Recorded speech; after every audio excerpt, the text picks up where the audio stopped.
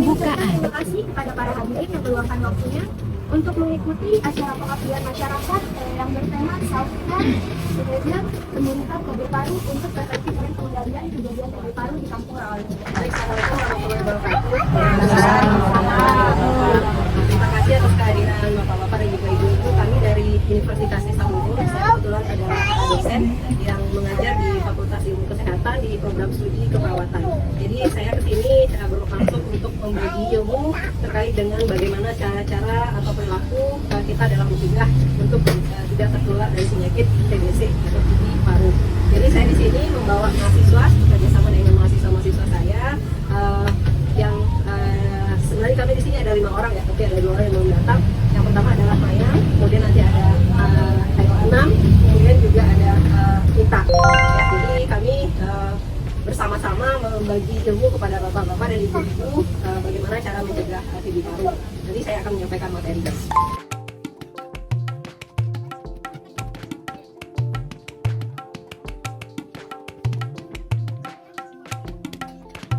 Selanjutnya yaitu acara tes ibu-ibu sama bapak sudah dikasih kertas ya, nanti akan berikan pertanyaan, silakan ibu dan bapak menjawab dengan sepengetahuan ibu. Pertanyaan yang pertama. Bakteri apakah yang menyebabkan terjadinya tuberkulosis? A. Tuberkulosis. B. Mycobacterium tuberculosis. C. Mycobacterium Ibu jawab dulu sesuai dengan yang Ibu tahu aja, karena ini kita waktunya nggak lama-lama. Silakan dilingkari aja A, B, C, D, dan E-nya.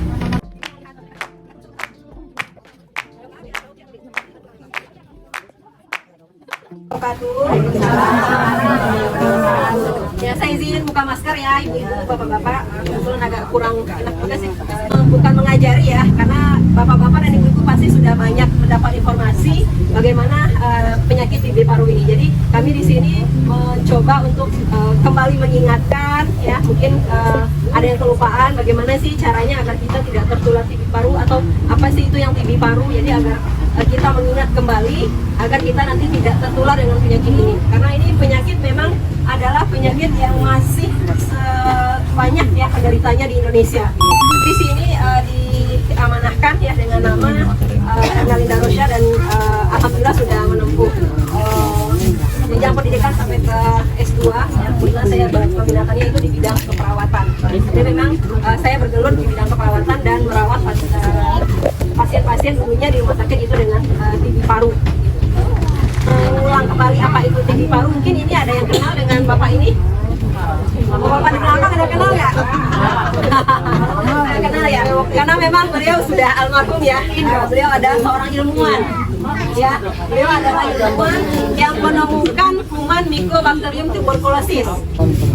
Ya, jadi beliau adalah seorang ilmuwan. Ya, nama beliau adalah Robert Koch. Kalau yang sepengetahuan ibu-ibu atau bapak-bapak, TBC itu apa? Sudah ada yang tahu? Pasti sudah ada yang tahu nih, karena sudah pikiran. Yang sakit pikirannya ya Pak ya? Untuk mengikuti.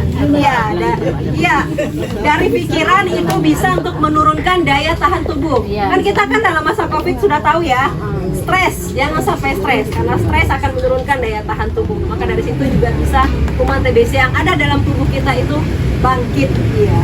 Jadi kita atau kami dari tenaga keperawatan ya, kenapa jor-joran atau kenapa turun ke masyarakat untuk menyampaikan tentang penyakit TBC ini? Karena apa? Karena penyakit TBC ini masih menjadi angka yang tinggi atau angka tertinggi di Indonesia.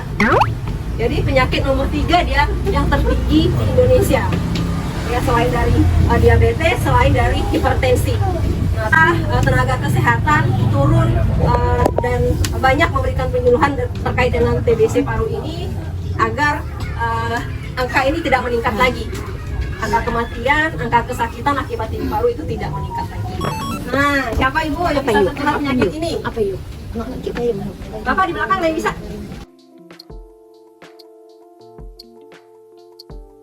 Siapa? Perokok. Pintar ibu. Siapa lagi? Orang sering stres gitu ya Pak ya. Kopi. Yang kopi. Terus Wah, semuanya ada dimakan-makan juga kayaknya. Nah, iya benar apa yang disampaikan oleh Ibu Kader tadi. Karena memang penyakit TBC paru ini yang lebih banyak menderitanya adalah kaum laki-laki. Ada juga dari penelitian memang seperti itu, bahwa laki-laki angka kesakitannya terkait dengan penyakit TB paru ini lebih tinggi daripada perempuan. Benar itu. Ya, karena salah satunya adalah karena faktor ini. Merokok dan peminum alkohol. Jika kita tidak kurang gizi, jika kita pola hidupnya baik, jika kita tidak minum alkohol dan jika kita tidak merokok, insya Allah itu tidak tertular. Ya, jagalah pola makan, jagalah pola aktivitas, ya, jagalah perilaku tidak merokok dan tidak merokok. Nah, saya yakin ibu-ibu di sini nggak ada yang merokok kan? Kalau bapak-bapak bagaimana? Kalau di sini nggak merokok ya Pak ya? Di sini nggak merokok bapaknya. Ibu nyiri. Ya kita lanjut ibu-ibu bapak-bapak. Apa itu yang TB paru? Ya, jadi TB paru itu tadi sudah ditemukan kumannya oleh penemu atau oleh ahli. Ya, namanya kumannya Mycobacterium tuberculosis. Jadi yang menyebabkan penyakit TB paru itu adalah kuman tersebut. Penyakit ini bisa disembuhkan yaitu dengan berobat teratur ke puskesmas. Berobatnya nggak bayar, obatnya dikasih itu nggak bayar. Jadi penyakit menular dan penyakit TB paru ini mempunyai gejala-gejala sebelum setelah gejala-gejala ini muncul maka kita akan melakukan pengobatan. Ya, ada banyak gejalanya. Ada batuk, ya. Batuk itu 2 sampai dengan 3 minggu, kemudian terjadi batuk berdarah. Ya, jadi awalnya kering itu batuknya, kemudian lama-kelamaan menjadi kental, berdahak, kemudian berdarah. Ya, nah, itu salah satu tandanya. Kemudian demam. Ya, ada demam, kemudian ada nyeri dada.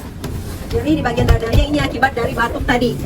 Sehingga terjadi kumannya sudah menempel di paru, ya, sehingga terjadi nyeri dada. Kemudian berat badan semakin lama semakin menurun.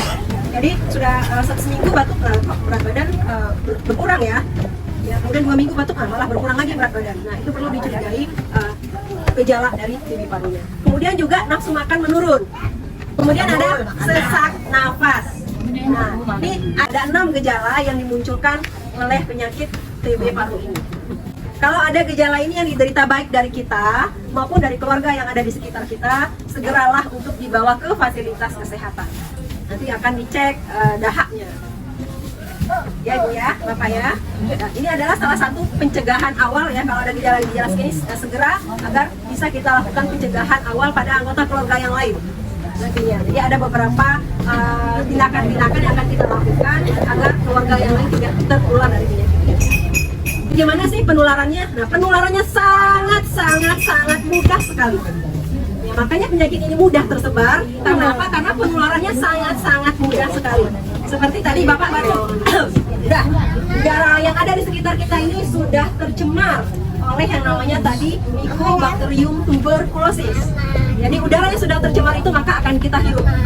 Nah, ini dia yang harus kita lakukan dan ini adalah tujuan saya ke sini, bagaimana agar kita semua ya, ataupun mungkin ada yang menderita TB melakukan tindakan-tindakan yang dianjurkan agar tidak menularkan penyakitnya pada orang lain dan juga agar kita yang sehat tidak tertular dari penyakit TBC paru. Ya, yang pertama itu adalah karena pasien TBC paru itu adalah batuk, maka ada namanya etika batuk. Itu ada cara batuk. Nah, gimana caranya? Pasti udah tahu tuh. Tutup. Ya, pintar Ibu, tutup. Ya, ditutup dengan tutup berbatuk. Kemudian pakai apa lagi? Pakai masker.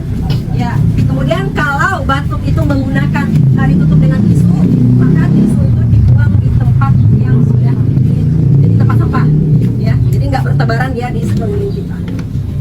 Tangan ini adalah pintu masuknya kuman.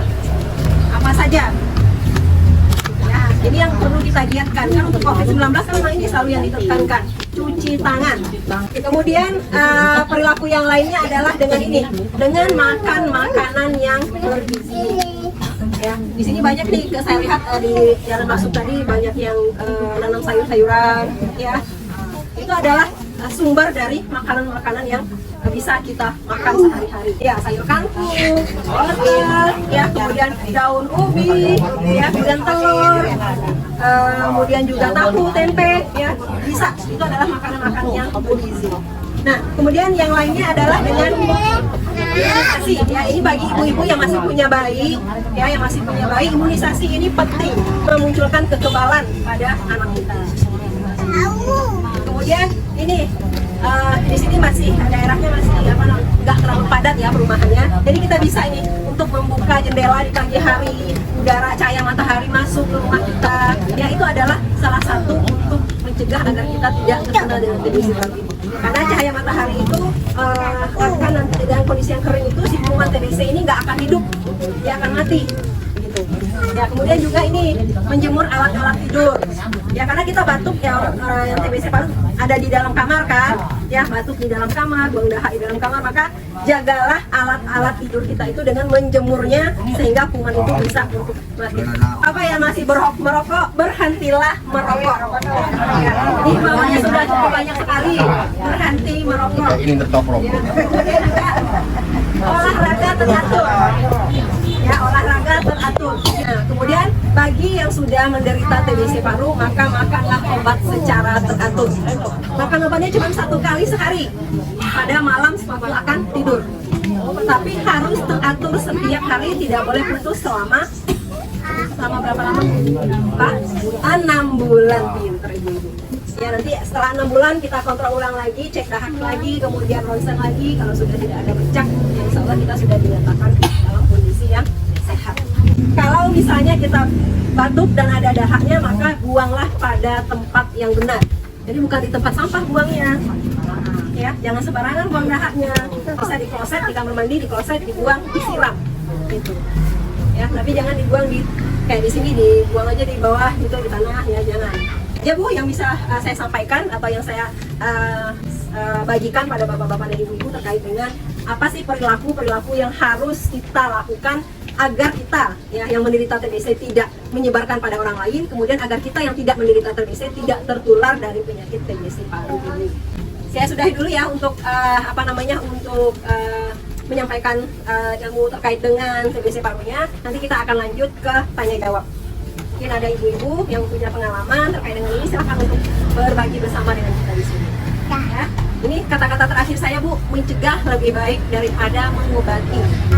Terima kasih Bu Erna atas penyampaian materinya. Semoga ilmu yang diberikan dapat bermanfaat bagi kita semua.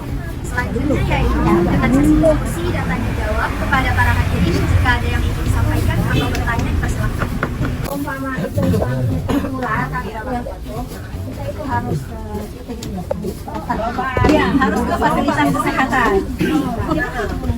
Yang di sini kalau puskesmas yang terdekat, ya kita ke puskesmas yang terdekat. Kalau misalnya ibu ke puskesmas nanti pasti akan dirujuk ke puskesmas. Ya, karena nanti akan ada diambil darahnya, ya, diperiksa darahnya, kemudian di ronsen. Ada pula gejala TB paru itu bukan hanya sekedar batuk saja ya Bu ya, bukan hanya sekedar batuk saja, tetapi juga ada penurunan nafsu makan, kemudian berat badan semakin menurun, ya Bu ya, kemudian juga ada sesak nafas, demam dan nyeri dada.